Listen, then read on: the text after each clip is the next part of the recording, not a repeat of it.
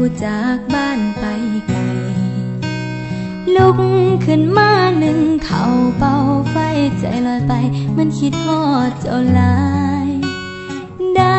ยินเสียงไก่ขันอยู่ทางนั้นบ่ฮู้เจ้าเป็นจังใดสบายดีบ่จักสิได้พ่อมือใดได้แต่หวังให้เจ้ากลับบ้านไว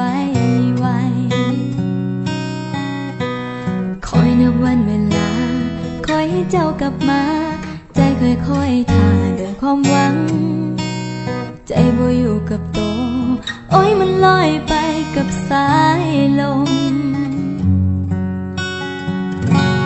นั่งใจลอยเฝ้าคอยอยู่บ้านคิดฮอดเจ้านั้นผู้ห่างบ้านไกลป่านนี้น้อเจ้าเป็นจังใดคิดฮอดหลายเจ้านั้นหูบอกน้ำตาย้อยย้ำคิดฮอดเจ้ามันเงียบเหงาย้ำเจ้าบ่อยู่โดนปานใด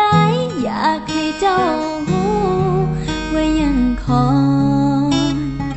ให้เจ้ากลับคืน